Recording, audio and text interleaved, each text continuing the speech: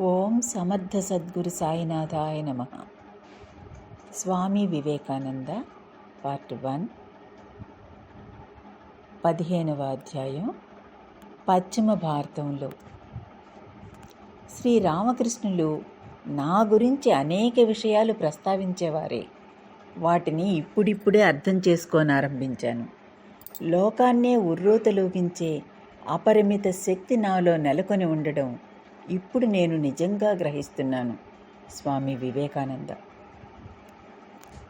ప్రాచీన కాలంలో కర్ణావతి అని పేర్కొనబడిన అహ్మదాబాద్ గుజరాత్ సుల్తానుల రాజధానిగా వెలసిల్లింది. అత్యంత అందమైన నగరాలలో దానిని ఒకటిగా పరిగణించడం అతిశయోక్తి కాదు. జైన దేవాలయాలు, మసీదులు ఇప్పటికీ ఆ నగర సాంస్కృతిక ఘనతను చెప్పక చెబుతున్నాయి. స్వామీజీ వీటినన్నింటినీ తీరికగా కొన్ని రోజుల పాటు సందర్శించారు. భిక్షాటన చేసి జీవించారు. జైన మతానికి ఆలవాలమైన ఆ నగరంలో ఆయన జైన పండితులను కలుసుకోగలిగారు. వారి సహాయంతో ఆయన తమ జైనమత జ్ఞానాన్ని పెంపొందించుకున్నారు. కొన్ని రోజులు అక్కడ గడిపిన తర్వాత వాద్వాన్ మీదుగా లింబ్డీ చేరుకున్నారు. భిక్ష స్వీకరిస్తూ దారి పక్కన గడుపుతూ ఆయన పయనించారు. లింబ్డీలో పలుచోట్ల తిరుగాడిన స్వామీజీ చివరికి సన్యాసులు బస చేయడానికి ఒక చోటు ఉన్నట్లు తెలుసుకున్నారు. జనసంచారం లేని మారుమూల ఆ ఇల్లు ఉంది. స్వామీజీ అక్కడికి వెళ్ళారు. అక్కడున్న సన్యాసులు ఆయనను ఆప్యాయంగా ఆహ్వానించి ఇష్టమొచ్చినన్ని రోజులు అక్కడ ఉండవచ్చునని చెప్పారు. ఆకలితోనూ బడలికతోనూ అలసి సొలసిపోయిన స్వామీజీ వారి ఉపచర్యలు స్వీకరించి అక్కడే బస చేశారు. కానీ అది ఎలాంటి స్థలమో అప్పుడు ఆయనకు తెలియలేదు. 1-2 రోజులు గడిచాయి. ఒకరోజు పక్క గది నుండి స్త్రీలు పురుషులు ఆడుతూ పాడుతూ గోలగోల చేస్తున్న శబ్దాలు వినవచ్చాయి. తీరా వెళ్ళి చూస్తే ఆ సన్యాసులు ఆధ్యాత్మిక సాధనల పేరిట కామవాంఛలను తీర్చుకుంటున్న వారని స్వామీజీకి అర్థమైపోయింది.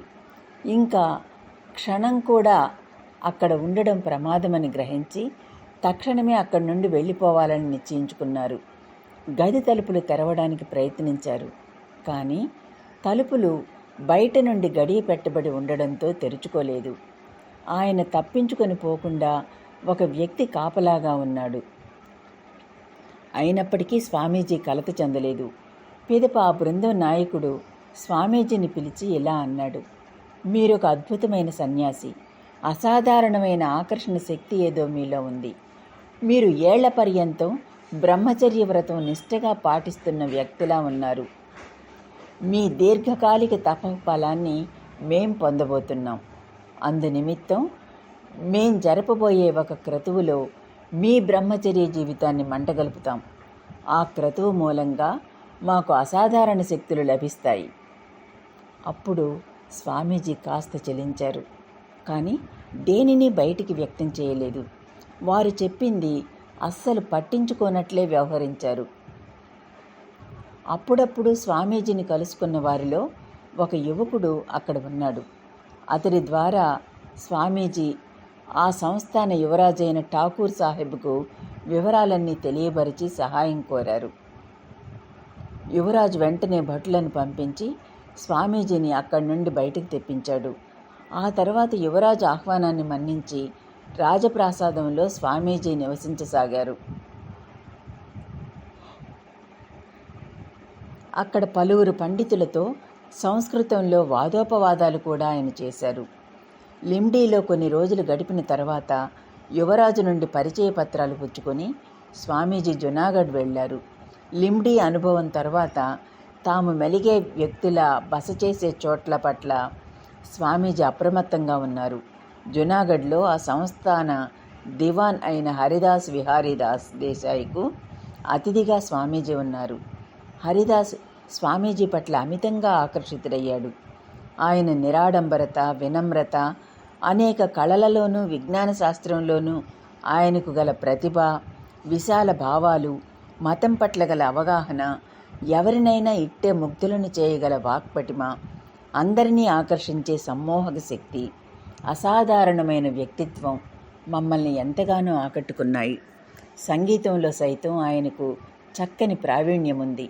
భారతీయ కళలలోని అన్ని అంశాలు తెలిసిన వ్యక్తిలా ఉన్నారు. అంతేకాదు, ఆయన పాకశాస్త్రంలో కూడా ప్రావీణ్యుడు. రుచికరమైన రసగుల్లాలు తయారు చేసి ఇచ్చారు. మేము ఆయన పట్ల అమిత భక్తి ప్రపత్తులతో మెలిగాం అంటూ కాలాంతరంలో ఆయన వ్రాశారు. జునాగఢ్ చరిత్ర ప్రసిద్ధి చెందిన ప్రదేశం. అక్కడి పురాతన భవంతులు, పాడుబడిన స్మారక చిహ్నాలు స్వామీజీకి చరిత్రపైనున్న జిజ్ఞాసను ప్రేరేపించాయి. ఉపర్కోట్లోని పురాతన కోట, రాజపుటాణా రాజుల పురాతన రాజప్రాసాదం, పురాతన బావులు, బౌద్ధుల కాలం నాటి కప్రాకోటియా గుహలను ఎంతో ఉత్సుకతతో స్వామీజీ సందర్శించి చూశారు. నగరం వెలుపల గల అశోకుని శిలాశాసనం ఆయనను ఎంతగానో ఆకర్షించింది. అది ఒక పెద్ద శిల మీద ప్రతిష్ఠితమై ఉంది. అశోక చక్రవర్తి, మరో 2 రాజుల శిలాశాసనాలు దానిలో ఉన్నాయి. జునాగఢ్లో స్వామీజీ యేసుక్రీస్తు, ఐరోపా నాగరికత లాంటి విషయాలను గురించి ఎక్కువగా ప్రసంగించారు. పాశ్చాత్యుల నైతికతను పునరుజ్జీవింపచేయడంలో యేసుక్రీస్తు ప్రభావాన్ని చక్కగా విశ్లేషించి చూపారు. రాఫెల్ తైలవర్ణ చిత్రాలు, సెయింట్ ఫ్రాన్సిస్ భక్తి ప్రపత్తులు, బ్రహ్మాండమైన చర్చిలు, శిలువ యుద్ధాలు, పాశ్చాత్యుల రాజకీయ వ్యవస్థలు, మత జీవితం, సన్యాస సాంప్రదాయాల లాంటివన్నీ ఒక సన్యాసి అయిన యేసుక్రీస్తు బోధనలతో ఏదో రకంగా ఎలా ముడిపడి ఉన్నవో ఆయన వివరించి చెప్పారు. కానీ ఎక్కడి నుండి ప్రారంభించిన సనాతన ధర్మమైన హిందూ మతాన్ని, భారతదేశాన్ని స్పృశించకుండా ఆయన ప్రసంగం సమాప్తం కాదు. పాశ్చాత్య మత భావనలలోనూ సామాజిక జీవన స్రవంతిలోనూ హిందూ మత ప్రభావం ఏ మేరకు ఉందో వారు విశదీకరించి చెప్పారు. శ్రీరామకృష్ణుల జీవితం ఎలా కాలావశ్యకతను ఈడేర్చేలా రాణించిందో ఆయన విపులీకరించి తెలిపారు. జునాగఢ్ నుండి 2 మైళ్ళ దూరంలో గిర్నార్ ఉంది. ఇది హిందూ, బౌద్ధ, జైన మతస్థుల పుణ్యక్షేత్రంగా విరాజిల్లింది. ఇది 10 పర్వతాల శ్రేణి. వీటిలో అతి ఎత్తైనది గోరఖ్నాథ్ శిఖరం. దీని ఎత్తు 3600 అడుగులు. ఈ శిఖరాగ్రాన్ని చేరడానికి పర్వతంలో 10,000కు పైగా మెట్లు చెక్కబడి ఉన్నాయి. ఈ పర్వతాలలోని ఒక గుహలో ఉండి సాధనల్ని అనుష్ఠించారు స్వామీజీ. జునాగఢ్ దివాన్ ఒక మిత్రుణ్ణి పంపి స్వామీజీ అవసరాలను చూశాడు. కొన్ని రోజులు అక్కడ గడిపిన తర్వాత స్వామీజీ జునాగఢ్కు తిరిగి వచ్చారు. అక్కడే ఉండి సమీపంలోని పుణ్యక్షేత్రాలు సందర్శించారు. తదనంతరం ప్రభాస తీర్థంగా పురాణాలలో ఖ్యాతిగాంచిన సోమనాథ్కు వెళ్ళారు స్వామీజీ. శ్రీకృష్ణుని కాలంలోనే యాదవ కులస్తులు పరస్పరం కొట్టుకుని మృతి చెందడము, యోగస్థితిలో ఆసీనుడైన కృష్ణుడు వేటగాని బాణంతో తమ ఇహజీవితానికి స్వస్తి చెప్పింది ఇక్కడే. ఇక్కడ వెలిసిన శివాలయం 12 జ్యోతిర్లింగాలలో ఒకటి. ఈ ఆలయం 3 సార్లు పరాయి వారిచే ధ్వంసం గావించబడి మళ్లీ నిర్మించబడింది. స్వామీజీ కాలంలో ఉన్న దేవాలయం ఇండోర్ రాణి అయిన అహల్యాబాయిచే నిర్మించబడింది. ఈ ఆలయంలో స్వామీజీ ఆరాధించారు. 3 నదుల సంగమ స్థానంలో ఆయన స్నానమాచరించారు. ఇక్కడ కచ్చిరాజును కలుసుకొని పలుమార్లు సుదీర్ఘంగా సంభాషించారు. స్వామీజీ బహుముఖ ప్రజ్ఞా పాటవాలను చూసి రాజు ఆశ్చర్యచకితుడయ్యాడు. స్వామీజీ అనేక గ్రంథాలు పఠిస్తే తల తిరిగిపోతుంది కదా, అట్లే మీ ప్రసంగాలు విన్నా నా తల తిరిగిపోతోంది. ఇంత జ్ఞానాన్ని, ఇన్ని ప్రతిభలను ఎలా ఉపయోగించబోతున్నారు? స్వామీజీ, ఒక విషయం చెబుతాను. అనుపమానమైన కొన్ని కార్యాలను సాధించకుండా మీరు విశ్రమించరు అన్నాడు సంభ్రమాశ్చర్యాలతో మహారాజు. అంతా విని స్వామీజీ మౌనంగా నవ్వారు. మళ్లీ జునాగఢ్కు తిరిగి వచ్చిన స్వామీజీ దానిని కేంద్రంగా చేసుకుని కదియవార్, కచ్ లాంటి చోట్లకు పలుమార్లు వెళ్ళి వచ్చారు. చివరగా అక్కడి నుండి పోర్బందర్ బయలుదేరారు. శ్రీకృష్ణుని బాల్య స్నేహితుడిగా విరాజిల్లిన కుచేలుడు జీవించిన ఊరు పోర్బందర్. భాగవత పురాణం సుధామాపురి అని ఈ ఊరిని పేర్కొంటున్నది. కుచేలుని పేరిట ప్రాచీన దేవాలయం ఒకటి ఇక్కడ ఉంది. స్వామీజీ ఆ ఆలయంలో ఆరాధించారు.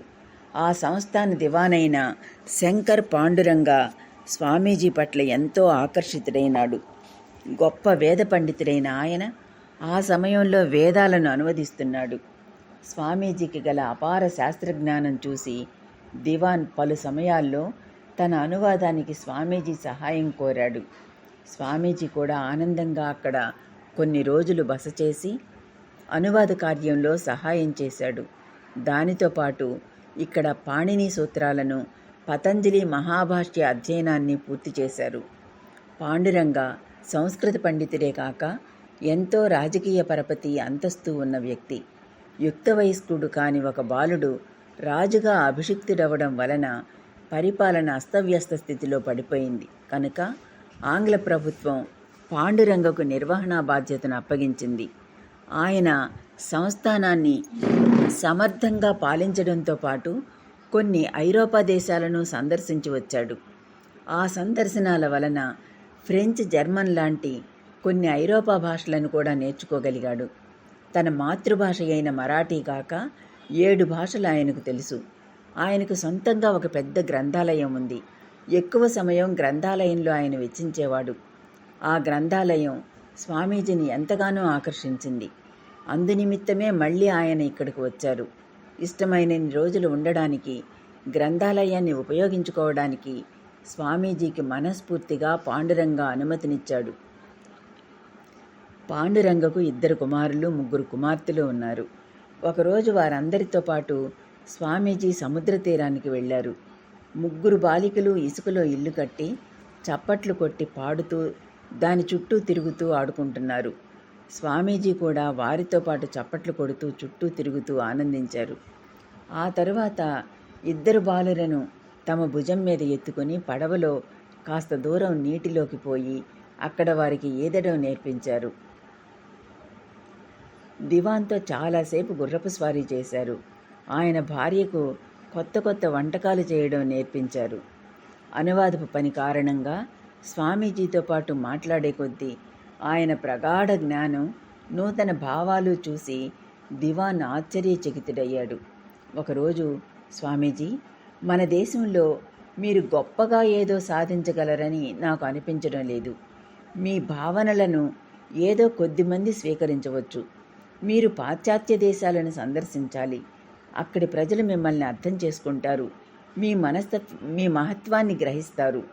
శాశ్వతమైన మన సనాతన ధర్మాన్ని అక్కడ బోధించడం ద్వారా పాశ్చాత్య సంస్కృతిపై మీరొక మహోజ్వల కాంతిని ప్రసరింప చేయగలరు.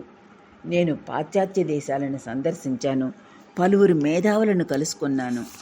వారు హైందవ శాస్త్రాలను, హైందవ తత్వాలను తెలుసుకోవడానికి ఎంతో ఆతురతతో ఉన్నారు. మీరు పాశ్చాత్య దేశాలకు వెళ్ళి మన వేద సాంప్రదాయం గురించి వారికి నొక్కి వక్కాణిస్తే అదొక మహత్కార్యం అవుతుంది అన్నాడు. ఇందుకు స్వామీజీ, ఇల్లు వాకిలి లేని సన్యాసిని నేను. నాకు ఈ దేశం ఏమిటి, ఆ దేశం ఏమిటి? అవసరమైతే నేను వెళతాను. అది ఎలా సాధ్యమో కూడా నాకు తెలియదు అన్నారు నిబద్ధం కాని రీతిలో. తర్వాత దివాన్, స్వామీజీ, మీరు ఫ్రెంచ్ భాష నేర్చుకోవాలి, అది మీకు ఉపయోగపడుతుంది అన్నారు. దాంతో స్వామీజీ అక్కడే ఫ్రెంచ్ భాష నేర్చుకోవడం ప్రారంభించారు. అక్కడ నుండి ఆలం బజార్ మఠంలోని తమ సోదర సన్యాసులకు ఫ్రెంచ్ భాషలో ఒక ఉత్తరం రాశాడు.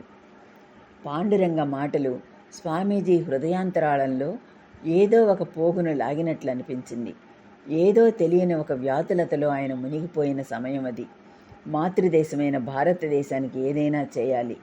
ఏదైనా అంటే ఆధ్యాత్మిక పునరుజ్జీవనమే. దానిని ఎలా చేయాలి? వెళ్ళిన చోటల్లా 2 సరిహద్దులను ఆయన చూశారు.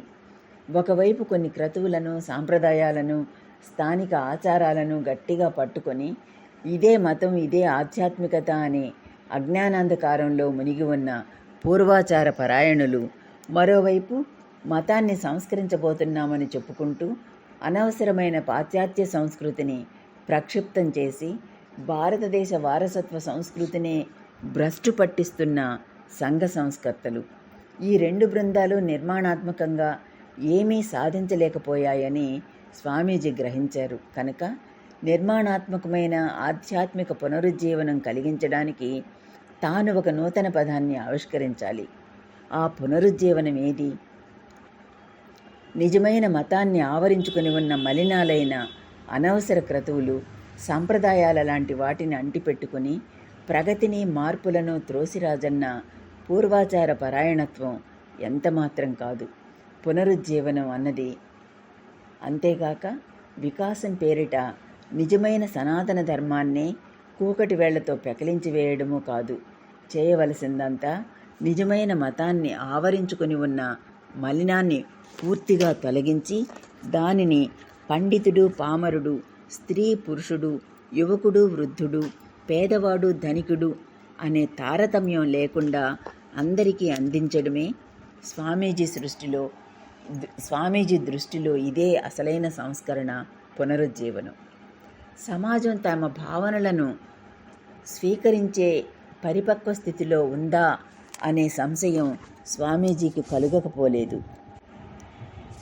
తమ భావనలను పలువురు మహారాజుల, దివానుల, పండితుల, ప్రముఖుల ముందు వెలిబుచ్చారు స్వామీజీ. వారిలో అనేకులు వాటిని స్వీకరించారు. కానీ నాటి సమాజ స్థితి అందుకు భిన్నంగా ఉంది. ఏది చెప్పినా పాశ్చాత్యుడే చెప్పాలి, అతడు చెప్పిందే వేదం, అతడు చేసేదే సరియైనది, అదే శ్రేష్టమైనదని ప్రజలు గుడ్డిగా నమ్మిన కాలం అది. కనుక తమ భావనలు కూడా పాశ్చాత్యం నుండి దిగుమతి అయ్యే పక్షంలో వాటికి ఆదరణ, ఆమోదము ఎక్కువగా ఉంటాయి. ఆ భావనలు సత్వరమే వ్యాప్తి చెందడానికి అది దోహదం చేస్తుందని ఆయనకు తోచింది. కాబట్టి తాము పాశ్చాత్య దేశాలు వెళ్ళడం అవసరమనే యోచన ఆయనలో బలపడసాగింది. కానీ ఆయన భగవంతునికి పూర్తిగా అధీనుడై జీవిస్తున్న ఒక సన్యాసి కనుక కాలం కలిసి వచ్చి తగిన త్రోవ భగవంతుడే చూపించేదాకా వేచి ఉండాలని నిర్ణయించుకున్నాడు. ఒకరోజు వేకువజామున స్వామీజీ సముద్ర తీరానికి వెళ్ళారు. కనుచూపు మేర వరకు విస్తరించి ఉన్న ఆ నీలి జలార్ణవంలో అక్కడక్కడ తెల్లని అలలు వివ్వెత్తున లేచి దోగాడుతున్నాయి. వాటిని ప్రశాంతంగా స్వామీజీ చూస్తూ ఉండిపోయారు. అప్పుడు హఠాత్తుగా ఆయన మనసులో, నేను కూడా అలలతో నిండి ఉన్న ఈ సముద్రాన్ని దాటి ఎక్కడో సుదూర దేశానికి వెళ్ళి తీరాలి అనే ఆలోచన మొదలైంది. క్షణమాత్రం ఆలోచించి స్వామీజీ సమస్తం భగవంతునికి అర్పించి లేచి నడవసాగారు. పోర్బందర్లో త్రిగుణాతీతను స్వామీజీ కాకతాళీయంగా కలుసుకోవడం జరిగింది. బలూచిస్తాన్ ఎడారి గుండా ఒక సాధువుల బృందంతో ఒక పుణ్యక్షేత్రానికి త్రిగుణాతీతానంద వెళుతున్నాడు. కానీ ముందుకు వెళ్లే కొద్దీ ప్రయాణం మరీ శ్రమతో కూడి ఉన్నదవడంతో ఒంటి మీద స్వారీ చేస్తూ వెళ్లాలనుకున్నారు వారు. కానీ పైకం లేదు. అప్పుడు పోర్బందర్ ప్రభుత్వ నిర్వాహకుడైన పాండురంగ గురించి విన్నారు.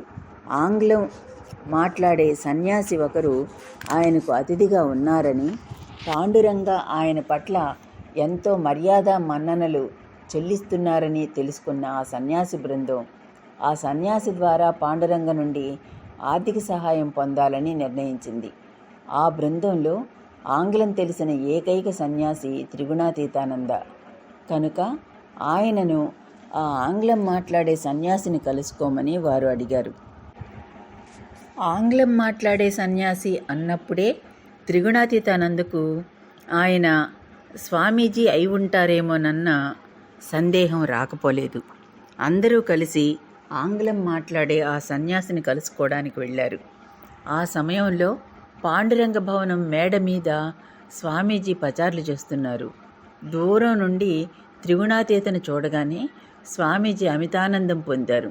అయినప్పటికీ ఆయన తన వద్దకు వచ్చినప్పుడు కోపాన్ని ప్రదర్శిస్తూ, నన్ను వెంబడించి రావద్దని ఎన్నిసార్లు చెప్పినా వినవే అన్నారు.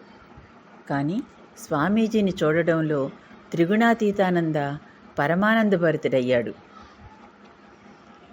స్వామీజీ కోపాన్ని పట్టించుకోకుండా పరిస్థితిని విడమరిచి చెప్పాడు, నేనెవరిని ఆర్థిక సహాయం చేయమని అడగను. ఒక సన్యాసి డబ్బు అడగడం సబబు కాదు, విధి నడిపించే మార్గంలో వెళ్ళడమే అతడి ధర్మం అని నిష్కర్షగా స్వామీజీకి చెప్పేశారు. విచారంతో తలదించుకొని త్రిగుణాతీతానంద వెనుదిరిగాడు.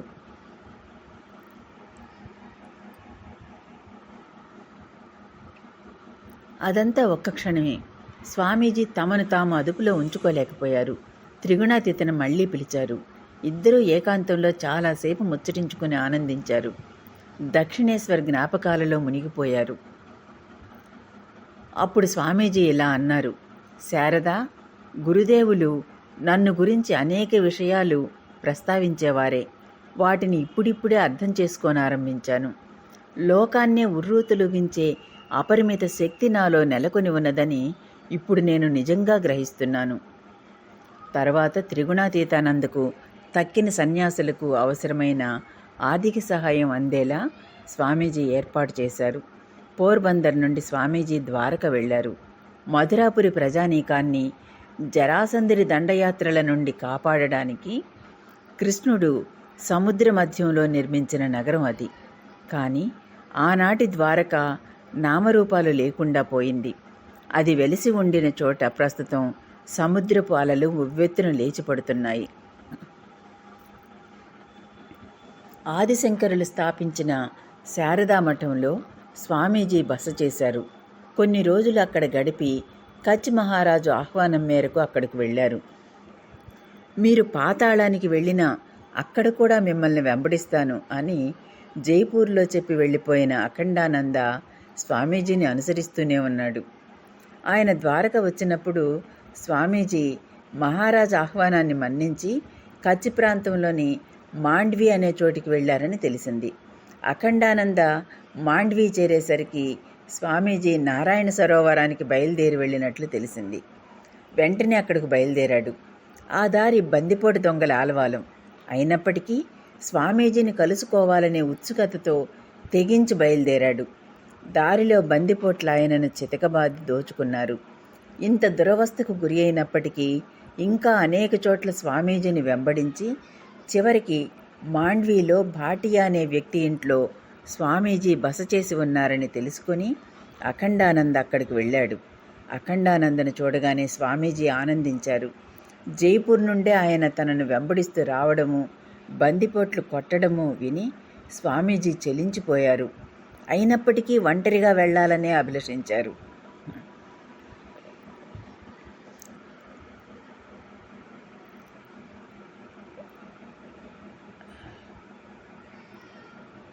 ఇదిగో చూడు గంగా, నాకంటూ పనులున్నాయి. నువ్వు నాతో కలిసి ఉంటే నేను వాటిని నిర్వర్తించలేను అంటూ తాను ఒంటరిగా వెళ్లాలనే తన అభిలాషను వ్యక్తం చేశారు. కానీ స్వామీజీతో పాటు వెళ్లాలని అఖండానంద గట్టి పట్టుదలతో ఉన్నాడు. ఎలాగైనా అతన్ని ఆ ప్రయత్నం నుండి ఆపించాలనే ఉద్దేశంతో స్వామీజీ, ఇలా చూడు, నేను నిజంగా చెడిపోయాను, అందుకే నిన్ను నాతో రావద్దంటున్నాను అన్నారు. కానీ అవన్నీ నమ్మే వ్యక్త అఖండానంద? అయితే ఏంటి, మీరు చెడిపోయి ఉంటే అది ఏ విధంగా నాపై దుష్ప్రభావం చూపుతుంది? నేను మిమ్మల్ని ప్రేమిస్తున్నాను. మీరు సజ్జనులైనా దుర్జనులైనా దానిలో ఎలాంటి మార్పు లేదు. పోనీలేండి, నేను మీ కార్యానికి అడ్డంగా నిలబడదలుచుకోలేదు. మిమ్మల్ని చూడాలనే తీరని తపన నన్ను మదించి వేసింది. అది ఇప్పుడు ఈడేరింది. ఇక మీరు ఒంటరిగానే వెళ్ళవచ్చు అన్నాడు అఖండానంద. అతడి అవ్యాజ ప్రేమ విశ్వాసము చూసి స్వామీజీ కంట తడిపెట్టారు. అఖండానంద పట్టుదలకు ప్రేమాభిమానాలే కారణమని చెప్పలేం. ఇద్దరూ బయలుదేరుతున్నప్పుడు మాతృదేవి స్వామీజీని కంటికి రెప్పలా చూసుకోమని చెప్పడం కూడా అతడు సదా స్వామీజీని అనుసరించడానికి ఒక కారణమని అనుకోవచ్చు. మర్నాడు స్వామీజీ భుజ్ బయలుదేరారు. ఆ మర్నాడు అఖండానంద్ కూడా బయలుదేరి ఆయనను భుజ్లో కలుసుకున్నారు. అప్పుడు స్వామీజీ అతడితో ఇలా అన్నారు: మనం ఎక్కువ రోజులు ఇక్కడ బస చేయకూడదు. మహారాజు మనలను బాగా చూసుకుంటున్నాడు. కానీ ఇదంతా చూసి ఇతరులు మనం ఆయనను అంటిపెట్టుకొని సుఖభోగాలు అనుభవిస్తున్నామని భావిస్తారు. రేపే మనం ఇక్కడి నుండి బయలుదేరిపోవాలి. అనుకున్నట్లే మర్నాడిద్దరూ బయలుదేరారు.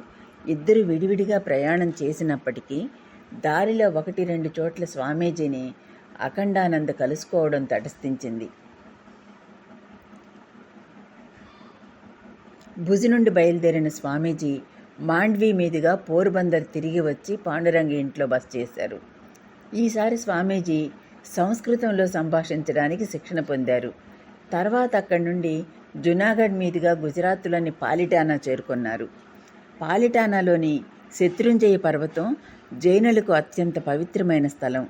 ఆ పర్వతం మీద పలు దేవాలయాలు ఉన్నాయి. వాటిలో హనుమంతుని ఆలయము, హెంగర్ అనే మహమ్మదీయ మహాత్ముని సమాధి చాలా ఖ్యాతిగాంచినవి. స్వామీజీ పర్వత శిఖరం మీదికెక్కి ఆలయాలను దర్శించుకున్నారు. ప్రకృతి శోభను ఆస్వాదించారు. పలుచోట్ల పాడారు. సంగీత వాద్యాలు కూడా వాయించారు. పాలిటానా నుండి నాడియాడ్కు వెళ్ళిన స్వామీజీ అక్కడ దివాన్ ఇంట్లో బస చేశారు. అక్కడున్న గ్రంథాలయానికి వెళ్ళి రవివర్మ తైలవర్ణ చిత్రాలను చూసి ఆనందించారు. అక్కడి నుండి ఆయన బరోడా వెళ్ళారు. అప్పటికే పరిచయమైన లింబ్డీ మహారాజు జస్వంత్ సింగ్ దక్షిణ మహారాష్ట్రలోని పర్వతవాస స్థలమైన మహాబలేశ్వర్ వచ్చినట్లు తెలిసి అక్కడికి వెళ్ళారు. అక్కడ మహారాజుతో పాటు దాదాపు 2.5 నెలలు బస చేశారు. ఆయనతో శాస్త్రచర్చలు జరిపారు. అక్కడి నుండి స్వామీజీ బయలుదేరడానికి సిద్ధమైనప్పుడు మహారాజు, స్వామీజీ నాతో పాటే వచ్చి లింబ్డీలోనే శాశ్వతంగా ఉండిపోండి అని వేడుకున్నాడు. స్వామీజీ చిన్నగా నవ్వుతూ, ప్రస్తుతం అది సాధ్యం కాదు మహారాజా, నేను నిర్వర్తించవలసిన కార్యం ఉంది. విశ్రాంతి అన్నది నాకిప్పుడు లేదు. నా జీవితంలో విశ్రాంతి అనే రోజులు రాసిపెట్టి ఉంటే అప్పుడు వచ్చి మీతో ఉంటాను అన్నారు.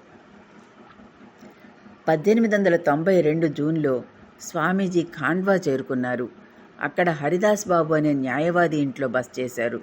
అక్కడి నుండి ఇండోర్ వెళ్ళి వచ్చారు. ఇండోర్ రాణి అయిన అహల్యాబాయి స్మృతి చిహ్నాలను సందర్శించారు. ఖాండ్వాలో స్వామీజీ బహిరంగ ఉపన్యాసం ఒకటి ఏర్పాటు చేయాలని హరిదాస్ అనుకున్నాడు. స్వామీజీ అందుకు ఇష్టపడలేదు. బహిరంగ ఉపన్యాసాల వలన ప్రయోజనం శూన్యం.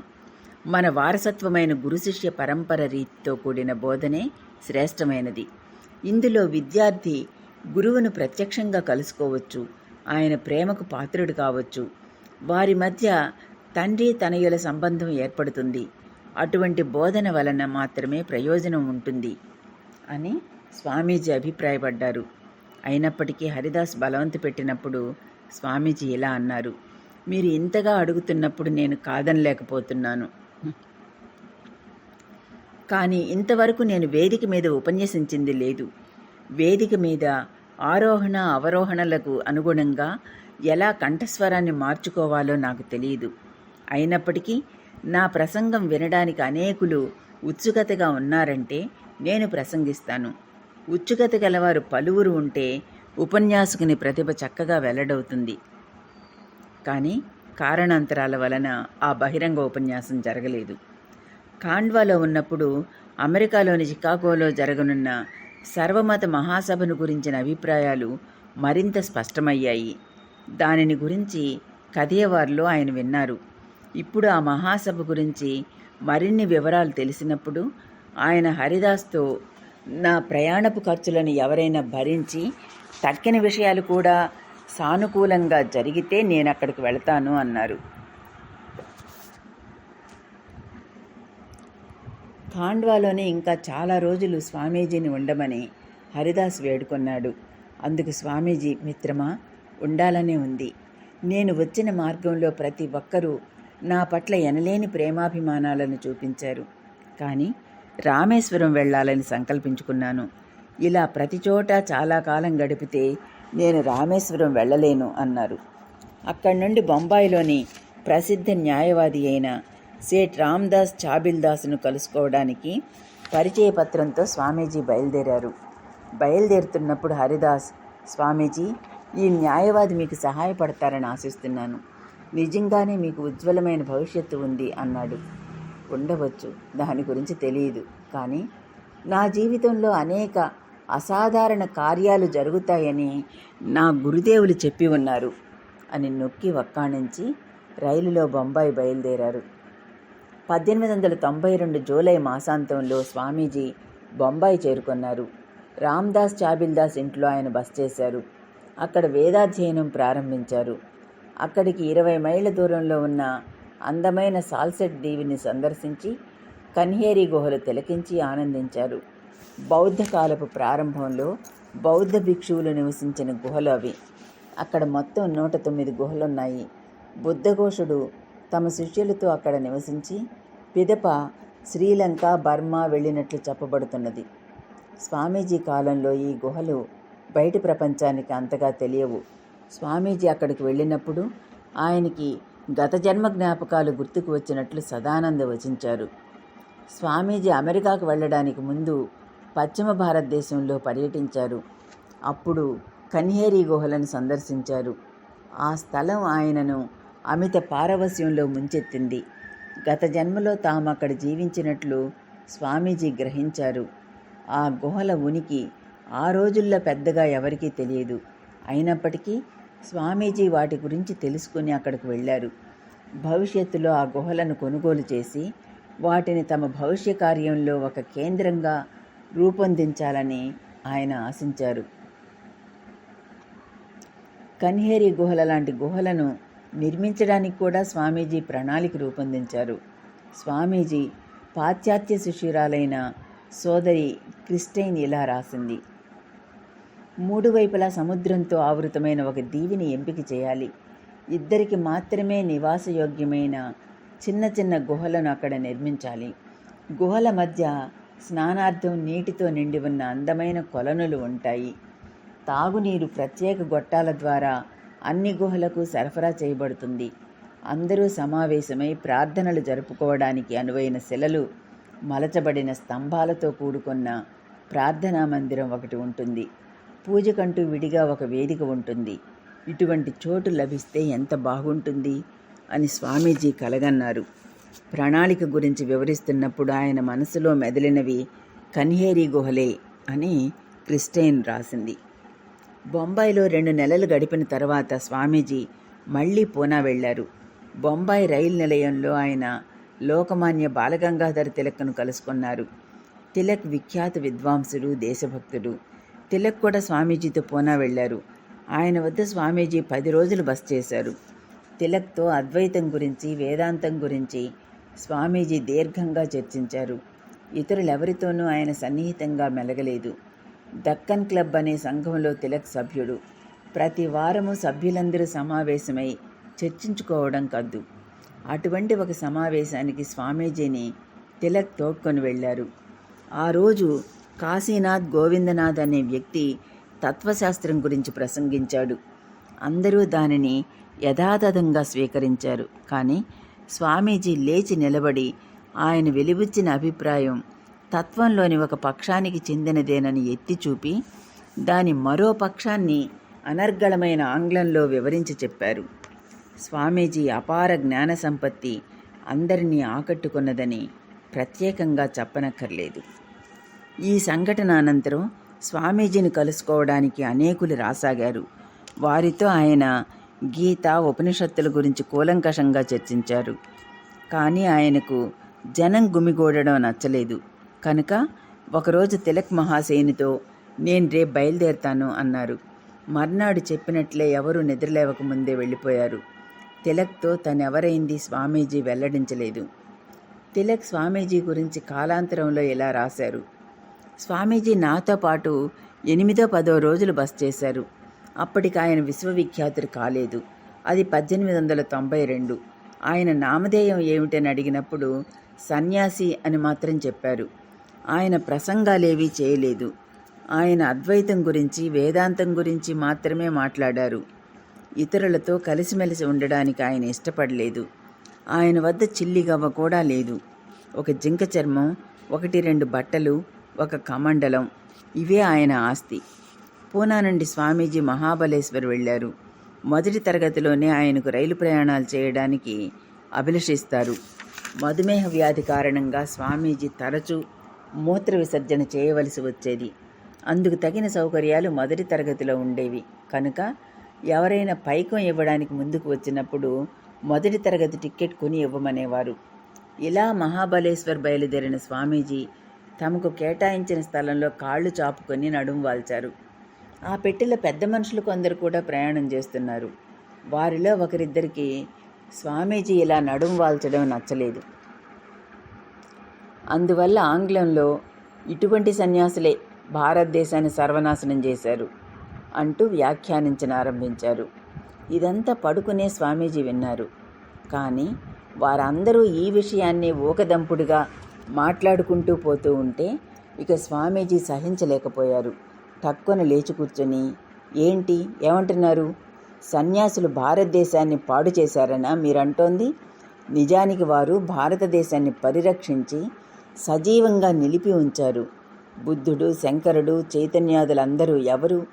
వీరందరూ మన దేశానికి ఏం చేశారో కాస్త యోచించి చూడండి అన్నారు. ఆ తర్వాత సన్యాసులు భారతదేశానికి అందించిన సేవలన్నింటినీ చారిత్రక ఆధారాలతో వరుస క్రమంలో వివరించి చెప్పారు. ఆంగ్లంలో స్వామీజీ వాగ్దాటి, ఆయన వెలిబుచ్చిన భావనలు ఆ పెద్ద మనుషులను ఆశ్చర్యచకితులను చేశాయి. ఆ తర్వాత వారు పెదవి విప్పితే ఒట్టు. విలపించే బిడ్డకు స్వామీజీ ప్రేమమూర్తి అయిన తల్లిగా వ్యవహరించిన సంఘటన ఒకటి మహాబలేశ్వర్లో జరిగింది. అక్కడ స్వామీజీ డాక్టర్ మోరోపంత్ విశ్వనాథ్ జోషి అనే వ్యక్తి ఇంట్లో దాదాపు 1 నెల రోజులు గడిపారు. అప్పుడు జోషికి కమల అనే 2వ కుమార్తె పుట్టి 6-7 నెలలైంది. ఏదో కారణంగా కమల రాత్రి నిద్రపోకుండా ఎడతెగకుండా ఏడుస్తూ ఉంది. రాత్రంతా ఆ బిడ్డతో పాటు తల్లి కూడా నిద్ర లేకుండా బాధపడ్డారు. 2 రోజులు ఇది గమనించిన స్వామీజీ ఆ బిడ్డ తల్లితో, మీరు పగలంతా పనిచేస్తూ ఉంటారు, రాత్రి బిడ్డ కారణంగా విశ్రాంతి లేదు, కనుక రాత్రిళ్ళు బిడ్డను నా వద్ద విడిచిపెట్టండి, నేను చూసుకుంటాను అన్నారు. స్వామీజీ ఇంటికి వచ్చిన అతిథి, పైగా ఒక సన్యాసి కూడా, ఆయన వద్ద ఎలా బిడ్డను విడిచిపెట్టడమని ఆమె సంకోచించింది. కానీ స్వామీజీ బలవంత పెట్టి అందుకు సమ్మతింపచేశారు. తర్వాత ఏం జరిగిందో కమల సోదరి అయిన లక్ష్మీబాయి రాజ్ వాడే కాలాంతరంలో ఇలా చెప్పింది. కమలను ఒడిలో ఉంచుకుని స్వామీజీ ధ్యానమగ్నులయ్యారు.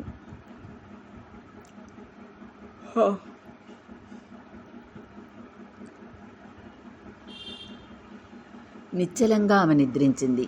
ఆయన కూడా రాత్రంతా ధ్యానంలోనే గడిపారు. 1 కాదు 2 కాదు, కొన్ని రోజులు ఇలాగే గడిచాయి. దీనిలో విచిత్రం ఏమిటంటే ఈ కమలే కాలాంతరంలో సాంగ్లీ రాజ్యానికి రాణి అయింది. ఆమె పేరప్పుడు సరస్వతీబాయి సాహీబా. ఒక రాణిగా ఆమె అనేక సవాళ్లను ఎదుర్కోవలసి వచ్చింది. ఎన్నో విపరీత పరిణామాలలోనూ నా సోదరి మానసిక సమతౌల్యాన్ని కోల్పోకుండా వ్యవహరించింది. స్వామీజీ ఆశీస్సులే ఇందుకు కారణమనడంలో ఎలాంటి సందేహమూ లేదు. మహాబలేశ్వర్ నుండి అక్టోబర్ 10వ తేదీ ప్రాంతాన స్వామీజీ కొల్హాపూర్ వెళ్ళారు. కొల్హాపూర్ మహారాణికి చూపవలసిన పరిచయ పత్రం స్వామీజీ వద్ద ఉంది. స్వామీజీ వెళ్ళిన సమయంలో మహారాణి అక్కడ లేదు. అప్పుడు నిర్వాహకుడిగా ఉన్న రావు సాహెబ్ లక్ష్మణరావు గోల్వాల్కర్ స్వామీజీని సాదరంగా ఆహ్వానించి జనసంచారం లేని దూరంగా ఉన్న ఒక ఇంట్లో ఆయనకు బస ఏర్పాటు చేశాడు. మహారాణి వచ్చిన తర్వాత స్వామీజీని రాజప్రాసాదానికి తోడ్కొని వెళ్ళారు. గొప్ప భక్తురాలైన మహారాణి స్వామీజీకి పాదపూజ చేసింది. వెండి పళ్ళెంలో బంగారం, వజ్రాభరణాలు, డబ్బు ఉంచి స్వామీజీకి సమర్పించింది. వాటిని చూసిన స్వామీజీ, నేనొక సన్యాసిని, ఈ వజ్రవైడూర్యాలు నాకు నిష్ప్రయోజనం అంటూ వినయంగా వాటిని తిరస్కరించారు. తర్వాత మహారాణి మరీ బలవంతం చేసినప్పుడు 2 కాషాయంబరాలను మాత్రం స్వీకరించారు. తదనంతరం సన్యాసుల వద్ద ఎంత తక్కువ వస్తువులుంటే అంత మంచిది అంటూ తమ వద్ద అప్పటికే ఉన్న గుడ్డలను అక్కడ వదిలిపెట్టేశారు. శివాజీ చక్రవర్తి వంశస్థుల రాజధానిగా కొల్హాపూర్ విరాజిల్లింది. శివాజీ పట్ల స్వామీజీకి గల గౌరవ మర్యాదలు వర్ణనాతీతం. ఆంగ్లేయులు శివాజీ గురించి రాసిన చిత్రణలు పాక్షికమైనవని, అవి అనేక చోట్ల దోషపూరితాలని స్వామీజీ అభిప్రాయపడ్డారు.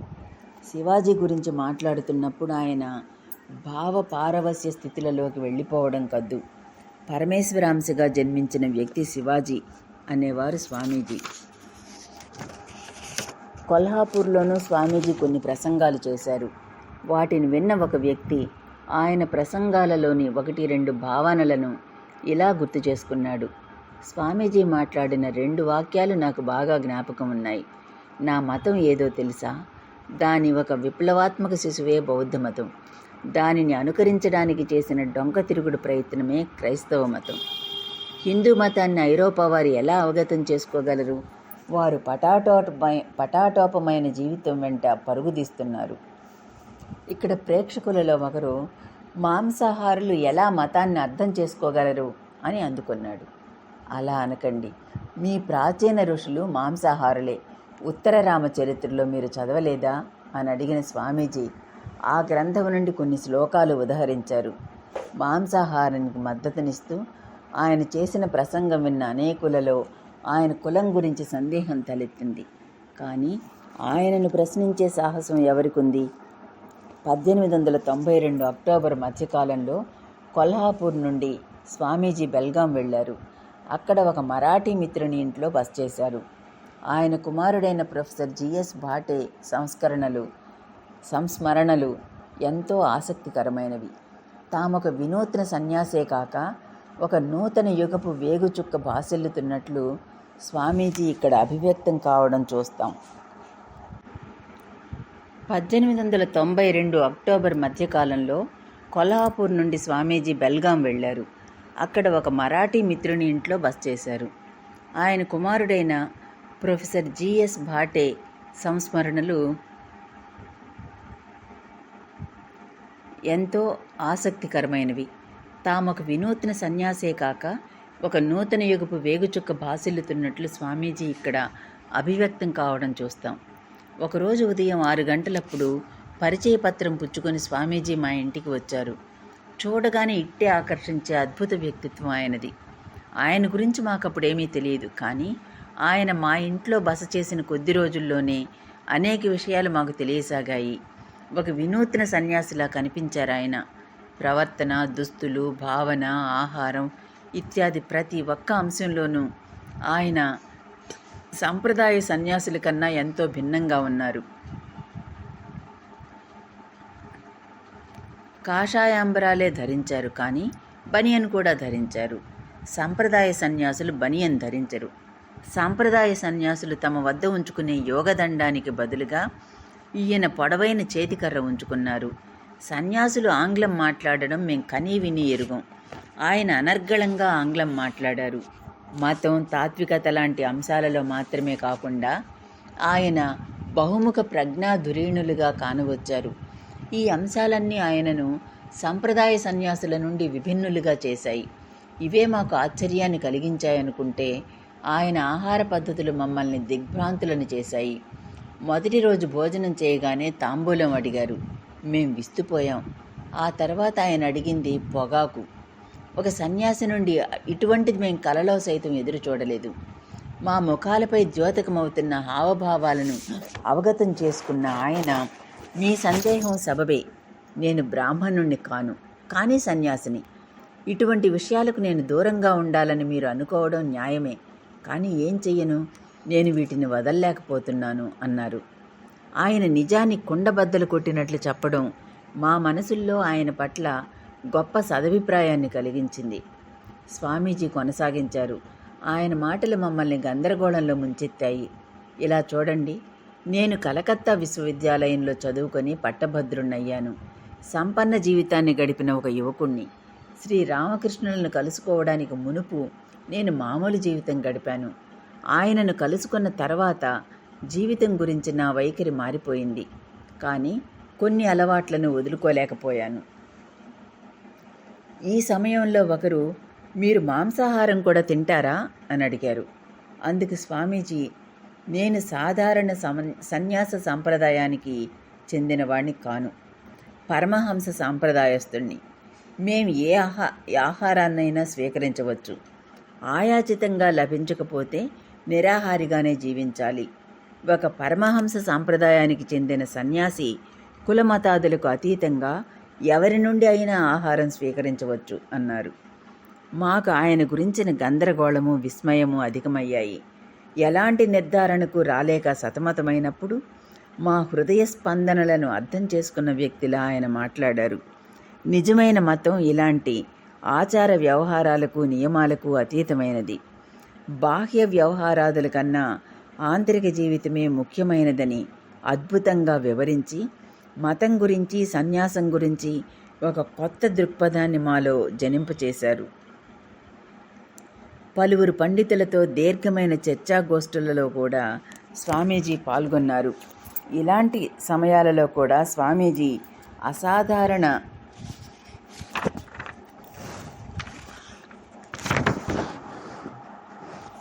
పరిమాణం వ్యక్తమైంది. ఎటువంటి పరిస్థితుల్లోనైనా ఆయన నిగ్రహాన్ని కోల్పోరు. స్వామీజీతో జరిగిన 1-2 వాదనలలోనే ప్రత్యర్థులు కంగు తింటారు.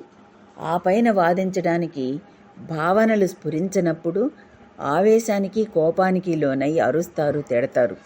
కానీ స్వామీజీ గాంభీర్యము, ప్రశాంతత దేనివల్ల భగ్నం కాదు. అదే దివ్యకాంతులినే చిరునవ్వులు చిందే ముఖారవిందంతో అనర్గళంగా, నిశ్చయంగా తమ భావనలు వ్యక్తం చేసేవారు. కొన్ని రోజులు గడిచాక హరిపాదమిత్ర అనే వ్యక్తిని కలుసుకోవడానికి స్వామీజీ వెళ్ళారు. అతడికి సన్యాసుల పట్ల సదభిప్రాయం లేదు. హరిపాదమిత్ర దృష్టిలో సన్యాసి అంటేనే దగాకోరు. అతడి అభిప్రాయంలో మతం, దేవుడు లాంటివన్నీ నిరర్థకాలు. ఏదో యాచించడానికో లేదా మరాఠీ వారితో కలిసి ఉండడం ఇష్టం లేకో స్వామీజీ ఇక్కడికి వచ్చి ఉంటారని హరిపాదమిత్ర భావించాడు. కానీ కాసేపు మాట్లాడేసరికి స్వామీజీ మహత్వాన్ని అవగతం చేసుకొని ఆయన పట్ల బాగా ఆకర్షితుడయ్యాడు. స్వామీజీని తన ఇంట్లో బస చేయమని అభ్యర్థించాడు. అందుకు స్వామీజీ, ఆ మరాఠీ మిత్రునితో నేను ఆనందంగానే ఉన్నాను. ఒక బెంగాలీని చూసిన వెంటనే ఇక్కడికి వచ్చేస్తే ఆయన బాధపడతాడు. ఆయన కుటుంబ సభ్యులు నన్ను ఎంతో అభిమానంగా చూసుకుంటున్నారు అన్నారు. అయినప్పటికీ మర్నాడు ఉదయం ఉపాహారం స్వీకరించడానికి వస్తానని చెప్పారు. మర్నాడు ఉదయం నిర్ణీత సమయానికి స్వామీజీ వెళ్ళలేకపోయారు. దాంతో ఆయన కోసం భాటే ఇంటికి వెళ్ళాడు హరిపాదమిత్ర. అక్కడ పలువురు పండితులు, న్యాయవాదులు, ప్రముఖులు తమను పరివేష్టించి ఉండగా స్వామీజీ కూర్చుని ఉన్నారు. వారు అడుగుతున్న ప్రశ్నలన్నింటికీ ఆంగ్ల, హిందీ, వంగ, సంస్కృత భాషల్లో స్వామీజీ అనర్గళంగా సమాధానాలు ఇస్తున్నారు. హరిపాదమిత్ర కూడా అట్లే కూర్చుండిపోయాడు. తక్కిన వారందరూ వెళ్ళిపోయిన తర్వాత స్వామీజీ హరిపాదతో, నిర్ణీత సమయానికి మీ ఇంటికి రాలేకపోయినందుకు క్షమించాలి. ఇంతమంది ఇక్కడ వేచి ఉన్నప్పుడు వీరిని అందరినీ వదిలిపెట్టి రావడానికి మనస్కరించలేదు అన్నారు. పిదప స్వామీజీని తన ఇంట్లో బస చేయమని మళ్ళీ హరిపాద అభ్యర్థించాడు. అందుకు స్వామీజీ భాటే ఆమోదిస్తే వస్తాను అన్నారు. ఎంతో బతిమాలుకున్న తర్వాత భాటే ఆమోదించాడు. 3 రోజులు హరిపాద ఇంట్లో గడిపిన తర్వాత అక్కడి నుండి ఇక బయలుదేరుతానన్నారు స్వామీజీ. ఒక సన్యాసి 3 రోజుల కన్నా ఎక్కువ ఒక నగరంలో బస చేయకూడదు. 1 రోజు కన్నా ఎక్కువ ఒక గ్రామంలో బస చేయకూడదు. ఒకే చోట కొన్ని రోజుల పాటు బస చేస్తే అనురక్తి జనిస్తుంది. అనురక్తిని పెంపొందించే ప్రతి విషయానికి మేము దూరంగా ఉండాలి అన్నారాయన. కానీ స్వామీజీ సాంగత్యాన్ని ఒక మహాభాగ్యంగా పరిగణించిన హరిపాదమిత్ర స్వామీజీని బాగా ఒత్తిడికి గురి చేశాడు. కనుక 1-2 రోజులు ఉంటానని చెప్పి 9 రోజులు అతడి ఇంట్లో బస చేశారు. స్వామీజీ సాంగత్యంలో హరిపాదమిత్ర ఆనందంగా గడిపాడు. తన పరివ్రాజక జీవితం గురించి అతడితో అనేక విషయాలు స్వామీజీ ముచ్చటించారు. సన్యాసులకి స్థలం లేదని ఆయనను తరిమి కొట్టిన సంఘటనలు ఉన్నాయి. బాగా ఆకలిగా ఉన్న సమయాల్లో బాగా కారం దట్టించిన ఆహార పదార్థాలు ఇవ్వగా నోటిలో, కడుపులో మంటలు పుట్టి ఆయన బాధపడ్డ రోజులు అనేకం. ఆయనను దొంగగానో, గూఢచారిగానో అనుమానించి రక్షక భటులు ఆయనపై నిఘా ఉంచిన సందర్భాలు లేకపోలేదు. కానీ సమస్తము జగజ్జనని లీలా విలాసమని పరిగణించి తమ దారిలో ఒంటరిగా పయనించారు స్వామీజీ.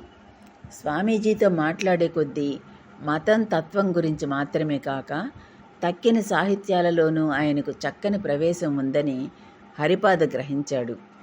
ఒకరోజు స్వామీజీ ఆంగ్లంలో హాస్యప్రధానమైన నవల పిక్విక్ పేపర్స్ నుండి దీర్ఘమైన విభాగాలను అట్లే ఉదాహరిస్తూ మాట్లాడారు. ఇది హరిపాదుణ్ణి అమిత ఆశ్చర్యంలో ముంచెత్తింది. బాల్యంలో ఒకసారి, 5-6 నెలలకు మునుపు ఒకసారి, వెరసి 2 సార్లు మాత్రమే ఆ పుస్తకాన్ని చదివినట్లు స్వామీజీ తెలిపారు. 2 సార్లు చదివినంత మాత్రాన ఇన్ని భాగాలు కంఠస్థమవుతాయా అని హరిపాదుడు సంశయం వెలిబుచ్చినప్పుడు స్వామీజీ ఇలా అన్నారు: దేహంలో పనిచేసే శక్తులను నియంత్రించడం వలన మానసిక శక్తి ఇనుమడిస్తుంది కనుక దేహంలో పనిచేసే భౌతిక శక్తులను నియంత్రించి పొదుపు చేసి వాటిని మానసిక శక్తిగా, ఆధ్యాత్మిక శక్తిగా మార్చుకోవాలి. దేనిని గురించి పర్యాలోచించకుండా అర్థం లేని ఇంద్రియ సుఖాలలో దైహిక శక్తులను వృధా చేస్తే ప్రమాదం. ఇది మనస్సులోని ధారణాశక్తి సామర్థ్యాన్ని నశింపచేస్తుంది. మరో విషయం, నువ్వు ఏది చేసినా మనస్ఫూర్తిగా చేయాలి. ఒకసారి ఒక సన్యాసి ఇత్తడి పాత్రలను తోమడం చూశాను. తోముతున్న కొద్దీ అవి బంగారు పాత్రలలా మెరిసిపోసాగాయి. పూజ, ధ్యానాలను ఎంత సావధానంగా, మనస్ఫూర్తిగా చేస్తారో అదే తీరులోనే పాత్రలను తోముతున్నారు. ఈ రోజుల్లో స్వామీజీ వద్ద ఫ్రెంచ్ సంగీతం గురించిన ఒక పుస్తకం ఉండేది. అనేక రుగ్మతల నిమిత్తం విభిన్నమైన మందులు హరిపాద పుచ్చుకుంటున్నాడు. అలా ప్రతిదానికి మందులు పుచ్చుకోవడం శారీరక ఆరోగ్యానికి హానికరమని స్వామీజీ అతడికి హితవు చెప్పారు. దాదాపుగా అన్ని వ్యాధులు మనోజనిత సంబంధమైనవి. మానసిక స్థితులను మార్పు చేయడం మూలంగా అనేక రుగ్మతలను నయం చేయవచ్చు. అంతేగాక సదా రుగ్మతను గురించే యోచిస్తూ ఉండడం వలన ప్రయోజనం ఏమిటి? నీతిమంతంగా జీవించు. మనస్సును ఉన్నతపరిచే భావనలను గురించి ఆలోచించు. ఉత్సాహంగా ఉండు. శరీరాన్ని వ్యధపెట్టే లేదా తదనంతర కాలంలో పశ్చాత్తాపానికి దారి తీయించే సుఖభోగాలలో లయించిపోకు. ఇదంతా పాటిస్తే అంతా చక్కబడుతుంది. మరణం అందరికీ తప్పదు. నువ్వు, నేను, మనలాంటి వాళ్ళు మరణించడం వలన భూమి అక్షం ఒరిగిపోతుందా ఏమిటి? మనం లేకుండా ఈ ప్రపంచం సాగదని అహంకరించకూడదు. బోలెడన్ని మందులు పుచ్చుకునే అలవాటును హరిపాద ఆ రోజు నుండి విడిచిపెట్టాడు. మాతృదేశం కోసం ఏదైనా చేసి తీరాలనే తీవ్ర వ్యాకులత అప్పుడప్పుడు స్వామీజీలో ఉద్వేగభరిత ప్రవాహంలా బయల్వెడలేది. ఒకరోజు ఆయన వార్తాపత్రిక చదువుతున్నారు. కలకత్తాలో ఒక వ్యక్తి ఆకలితో అలమటించి మరణించిన వార్త అందులో వచ్చింది. ఆ దుర్ఘటన ఆయనను విచారంలో ముంచేసింది. తీవ్రమైన వ్యధతో వాడిపోయిన ముఖంతో ఆయన కూర్చుండిపోయారు. అది చూసిన హరిపాద అందుకు కారణం ఏమిటని అడిగినప్పుడు స్వామీజీ ఇలా అన్నారు: పాశ్చాత్య దేశాలలో ఎన్నో ధార్మిక సంస్థలు ఉన్నాయి. ధార్మిక కార్యాల కోసం వారెంతో ఖర్చు చేస్తున్నారు. అయినప్పటికీ అక్కడ సమాజం బహిష్కరించడం వలన మరణించేవారు అనేకులు. సమాజం పేదలను స్వీకరించదు, బహిష్కరిస్తుంది. మన దేశం పేద దేశం అయినప్పటికీ ధర్మం చేయాలన్నది సమాజంలో నియమంగా ఉన్నందువలన పేదలను, భిక్షగాళ్లను సమాజం బహిష్కరించడం లేదు. ఒక పిడికెడు బియ్యమో, ఒక ముద్ద అన్నమో పొందకుండా ఎవరూ ఏ ఇంటి నుండి వెనుకకు తిరిగిపోవడం అరుదు. కనుక మన దేశంలో కరువు వాటిల్లని కాలాలలో ఆకలి బాధతో మరణించేవారు బహు అరుదు.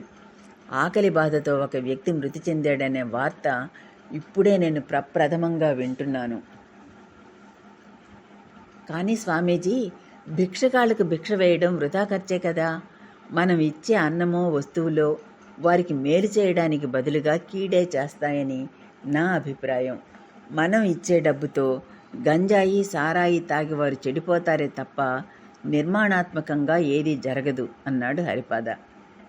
ఒక పైసా ఇచ్చి అది వాడు ఏం చేస్తున్నాడని లెక్కగట్టి నువ్వెందుకు నీ తల బద్దలు కొట్టుకుంటావు? నీ వద్ద డబ్బుంది, ఇవ్వు, అంతే.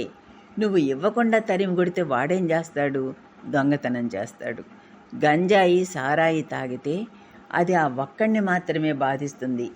దొంగతనం చేస్తే సమాజం అంతటిని అది బాధిస్తుంది కదా అని స్వామీజీ వ్యాఖ్యానించారు. మంచి జీతం లభించే ఉద్యోగమే హరిపాద చేస్తున్నాడు. అతడి పై అధికారులు ఆంగ్లేయులు. వారు తనను కసురుకోవడం హరిపాదకు సుతరాము ఇష్టం లేదు. తన అసంతృప్తిని అతడు బహిరంగంగానే ప్రదర్శించాడు. ఈ విషయం తెలుసుకొని స్వామీజీ ఇలా అన్నారు, ఇలా చూడు, డబ్బు కోసం నువ్వే ఈ పని ఎంచుకున్నావు. నీకు ఇవ్వవలసిన జీతం ఖచ్చితంగా ఇస్తున్నారు. ఓ, వీరు నన్ను బానిసగా చూస్తున్నారు అంటూ ఎందుకు ఆరోపిస్తున్నావు? చిన్న విషయాన్ని ఎందుకు అంత పెద్దది చేస్తావు? ఎవ్వరూ నిన్ను బానిసని చేయలేదు. నువ్వు బానిసగా ఉండడానికి కారణం నువ్వే. ఇప్పుడు అనుకున్న నీ ఉద్యోగానికి రాజీనామా చేయవచ్చు. అధికారులను తప్పుపట్టడం ఎందుకు? ప్రస్తుత పరిస్థితులు నీకు సానుకూలంగా లేవంటే అందుకు మరెవరిని తప్పుపట్టపోకు. నిన్ను నువ్వే తప్పుపట్టుకో. నువ్వు వారి క్రింద పని చేయడము, పని చేయకపోవడము వారికి ఒక లెక్క అని నువ్వు భావిస్తున్నావా? నువ్వు వైదొలిగితే ఆ స్థానంలో పని చేయడానికి 100 మంది కాచుకొని ఉన్నారు. నీ గురించి నువ్వు కలత చెందు. నీ కర్తవ్యాలను, బాధ్యతలను గురించి ఆలోచించు. అంతటితో ఆపు. ముందు నీకు నువ్వు మంచివాడివిగా ఉండు. అప్పుడు నీ చుట్టూ ఉన్న లోకమంతా మంచిగా కనిపిస్తుంది. ఇతరులలో ఉండే మంచిని మాత్రమే అప్పుడు నువ్వు చూస్తావు. మనం చూసే బాహ్య ప్రపంచం మన ప్రతిబింబమే. ఇతరులను తప్పుపట్టే అలవాటు మానుకో. నువ్వు ద్వేషిస్తున్న వారందరూ క్రమక్రమంగా నిన్ను స్వీకరించడం చూస్తావు. ఆశ్చర్యపడే విషయమే కానీ ఇది నిజం. మన మానసిక స్థితిని బట్టే ఇతరులు మనతో మెలుగుతారు. ఇతరులు మనతో మెలిగే తీరు చూసి మన మానసిక స్థితిని, మానసిక పరిపక్వతను తెలుసుకోవచ్చు. స్వామీజీ ఈ ఉపదేశాలు హరిపాదమిత్ర జీవితాన్ని జాగృతం చేశాయి.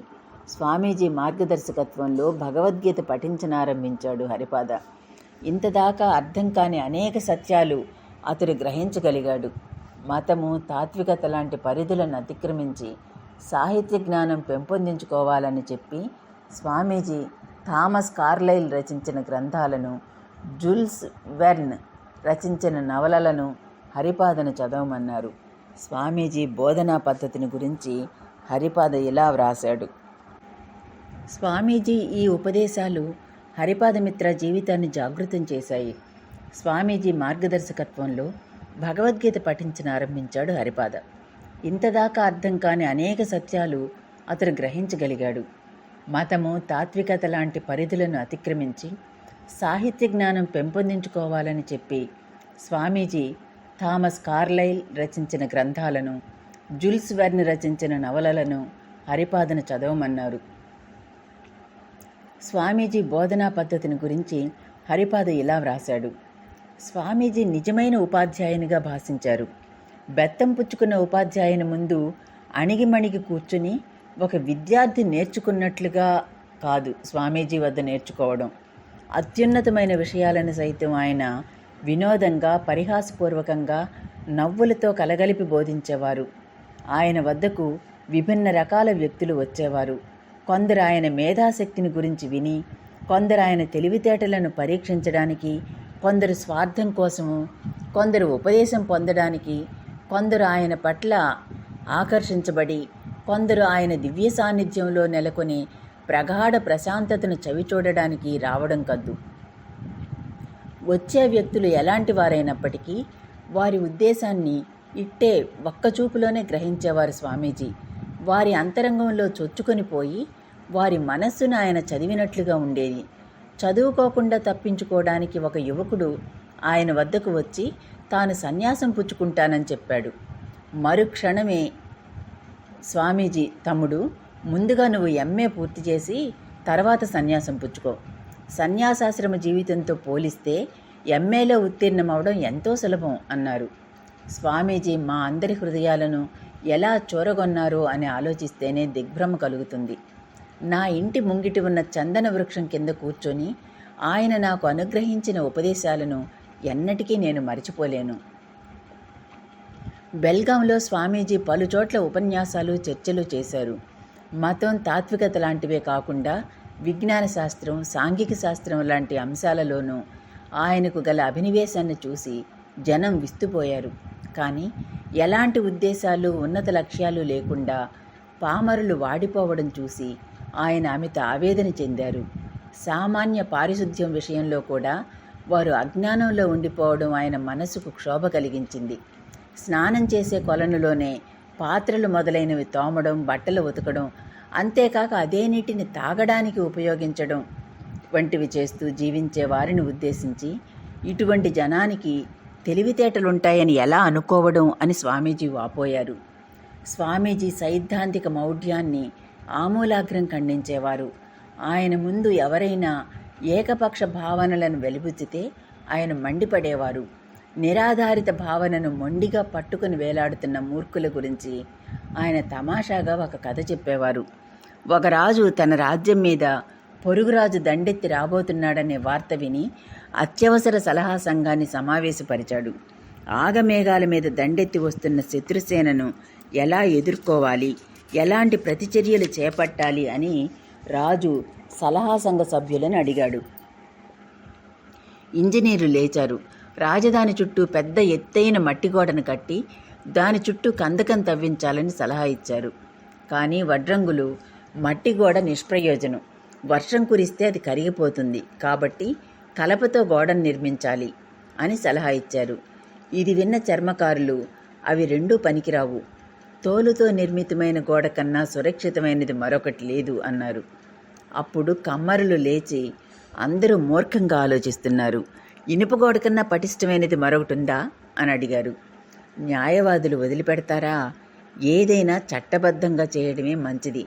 పరాయి వారి ఆస్తిని దౌర్జన్యంగా కైవసం చేసుకోవడం చట్ట ప్రకారం నేరమని శత్రువుకు వివరించి చెబుదాం. గోడ నిర్మాణానికి ధనం ఎందుకు వృధా చేయాలి అని వారు వాదించారు. చివరగా లేచిన వారు పురోహితులు. అంతదాకా సలహాలిచ్చిన వారిని చూసి పరిహాసంగా నవ్వి ఇలా అన్నారు, మీ అందరి మాటల్లో అర్థం పర్థం ఉందా? అందరూ వెర్రివాళ్లలా ప్రేలాపనలు చేశారు. ముందుగా యాగాలు నిర్వర్తించి దేవతలను ఆనందింపచేయాలి, ఆ తర్వాత ఈ శత్రువులు మనలను కదిలించగలరా అన్నారు. ఈ రకంగా ఆలోచనలు, వాద ప్రతివాదాలు, తర్క వితర్కాలు, ఘర్షణ, గోల, గందరగోళం ఇత్యాదులలో వీరు మునిగి ఉండగా శత్రు సైన్యం తుఫానులా విరుచుకుపడి నగరాన్ని నేలమట్టం చేసి వెళ్ళిపోయింది. సైద్ధాంతిక మౌఢ్యం వినాశనానికి దారితీస్తుందే గాని ఎన్నడూ నిర్మాణాత్మకమైనదేదీ చేయలేదు. ఒకరోజు స్వామీజీ హరిపాదతో చికాగో సర్వమత మహాసభ గురించి ప్రస్తావించి అందులో పాల్గొనాలనే తమ అభిలాషను వ్యక్తం చేశారు. ఇది విని ఉత్సాహభరితుడైన హరిపాద వెంటనే చందాలు సేకరించి స్వామీజీ బయలుదేరడానికి తగిన ఏర్పాట్లు చేస్తానన్నాడు. వద్దు నాయనా, వెంటనే ఏది చేయవద్దు. రామేశ్వరం వెళ్ళాలని మొక్కుకొన్నాను కనుక అక్కడికి వెళ్ళి తీరాలి, ఆ తర్వాత చూద్దాం అని చెప్పి హరిపాదను వారించారు. స్వామీజీ బెల్గాం రావడానికి కొద్ది కాలం మునుపు హరిపాద సతీమణి అయిన ఇందుమతి తను ఒక గురువు నుండి మంత్రదీక్ష పొందాలనే కోరిక వెలిబుచ్చింది. అందుకు హరిపాద, నువ్వు ఎంపిక చేసుకునే గురువు నాకు గౌరవనీయుడైన వ్యక్తిగా ఉండాలి. అటువంటి వ్యక్తి తారసపడినప్పుడు మనం ఇద్దరం దీక్ష పుచ్చుకుందాం అన్నాడు. ఇప్పుడు ఇద్దరూ దీక్ష స్వీకరించాలనే తమ అభిలాషను స్వామీజీ వద్ద వ్యక్తం చేశారు. ముందు కాస్త సంశయించినా తరువాత వారి కోరికలు మన్నించారు. ఈ దంపతుల పట్ల స్వామీజీ అవ్యాజ ప్రేమను చూపించారు. ఆయన పాశ్చాత్యానికి బయలుదేరడానికి ముందు ఇందుమతికి వ్రాసిన లేఖ వారి పట్ల ఆయనకున్న ప్రేమాభిమానాన్ని చాటి చెప్పడమే కాక ఒక గృహిణి కర్తవ్యానికి అద్దం పట్టేదిగా కూడా ఉంది. ఎల్లప్పుడూ కృష్ణార్పితం చేసి జీవితాలు గడుపుతూ ఉండండి. మనం భగవంతుని చేతిలోని ఆటబొమ్మలమని సదా గుర్తుంచుకో. ఎల్లప్పుడూ పవిత్రురాలివిగానే ఉండు. వాక్కాయాలలోనే గాక తలంపులలో కూడా అపవిత్రురాలివి కాకుండేట్లు శ్రద్ధ వహించు.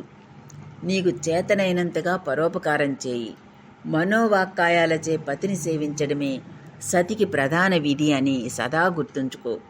అవకాశం ఉన్నంత వరకు ప్రతిరోజు గీతాధ్యయనం చేయి. అమ్మా, ఎక్కువ వ్రాయడం అనవసరం. నీ శ్రేయస్సుకే నేను ఎల్లప్పుడూ ప్రార్థిస్తున్నానని నమ్ము.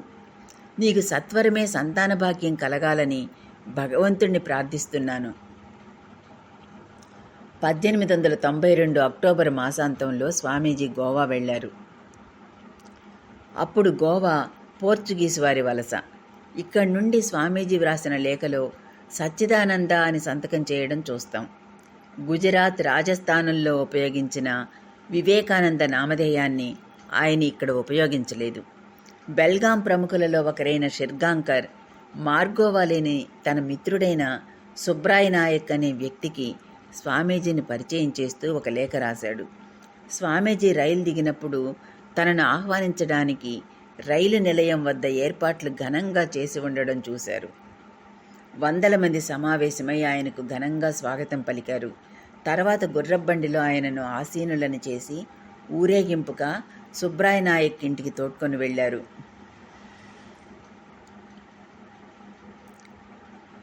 సంస్కృతంలోనూ శాస్త్రాలలోనూ సుబ్రాయ్ నాయక్కు చక్కని అభినివేశం ఉంది. అతడు ఒక ఆయుర్వేద వైద్యుడు కూడా. స్వామీజీ సర్వతోముఖ ప్రజ్ఞా పాఠవాలను చూసి నాయక్ పరమానందభరితుడయ్యాడు. స్వామీజీ గోవా వెళ్ళడానికి ఒక ముఖ్యమైన కారణం ఉంది. క్రైస్తవ మతం గురించి, ప్రత్యేకించి క్రైస్తవ ధర్మశాస్త్రం గురించి ఆయన కూలంకషంగా తెలుసుకోగోరారు. ప్రాచీన దేవాలయాలు, మఠాలు, గోవాలో కోకొల్లలు. అక్కడ అరుదైన ప్రాచీన గ్రంథాలు లభిస్తాయి. స్వామీజీ ఉత్సుకతను గ్రహించిన నాయక్ ఆయనను తన క్రైస్తవ మిత్రుడైన ఆల్వారెస్కు పరిచయం చేశాడు. అతడి విద్యాధికుడు. ఆల్వరేస్ స్వామీజీతో మాట్లాడినప్పుడు ఆయనకు గల ప్రగాఢ జ్ఞాన సంపత్తిని గుర్తించాడు కనుక రాచోల్ మఠాలయంలో ఆయన బస చేయడానికి ఏర్పాట్లు చేసిచ్చాడు. ఈ మఠాలయం మార్గోవా నుండి 4 మైళ్ళ దూరంలో ఉంది. గోవాలోని అతి ప్రాచీనమైన ఈ మఠాలయంలో మరెక్కడా లభించని అరుదైన అనేక పుస్తకాలు, వ్రాతప్రతులు పదిలపరచబడి ఉన్నాయి. స్వామీజీ అక్కడ 3 రోజులు బస చేశారు. అక్కడున్న క్రైస్తవ మత గ్రంథాలను పరిశోధించారు. ఆయనకు గల అసాధారణ జ్ఞాపక శక్తి, ప్రగాఢ జ్ఞానం, క్రైస్తవం గురించిన ఆయన భావనలు అక్కడ ఫాదరీలను అమితంగా ఆకట్టుకున్నాయి. ఆ తర్వాత మార్గోవాకు తిరిగి వచ్చిన స్వామీజీ మళ్ళీ నాయక్ ఇంట్లో బస చేశారు. ఒకరోజు ఆయన పాడుతున్నప్పుడు కారుబ్జీ అనే వ్యక్తి తబలా వాయించారు. గొప్ప విద్వాంసుడిగా పేరుగాంచిన అతడికి తబలా వాయిస్తున్నప్పుడు ముఖంలో అనేక వికృతమైన హావభావాలు ప్రకటించడం పరిపాటి. అది గమనించిన స్వామీజీ పాటలు ముగిసిన తర్వాత ఆయనతో ఆ అలవాటును మానుకోమని చెప్పారు. కానీ అలా ముఖంలో వికృతమైన హావభావాలు వ్యక్తీకరించకుండా తబలా వాయించడం అసాధ్యమని వాదించాడు కారుబ్జీ. కానీ అతడు, అక్కడున్న అందరూ విభ్రాంతులయ్యే రీతిలో స్వయంగా తామే వాయించి చూపి తాము చెప్పింది చేసి చూపారు స్వామీజీ.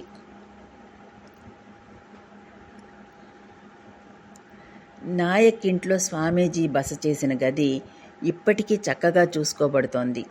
నాయక్ ప్రాధేయపడడం వలన తమ ఛాయాచిత్రాన్ని స్వామీజీ అతడికిచ్చారు. ఆ ఛాయాచిత్రము ఇప్పటికీ సురక్షితంగా ఉంది. కాలాంతరంలో నాయక్ సన్యాసం పుచ్చుకొని స్వామి సుబ్రహ్మణ్యానంద తీర్థులు అనే నామధేయాన్ని స్వీకరించారు. ఈయన స్వామీజీ నివసించిన గదిలోనే తుదిశ్వాస విడిచారు. 15వ అధ్యాయం సమాప్తం. ఓం సాయిరామ్.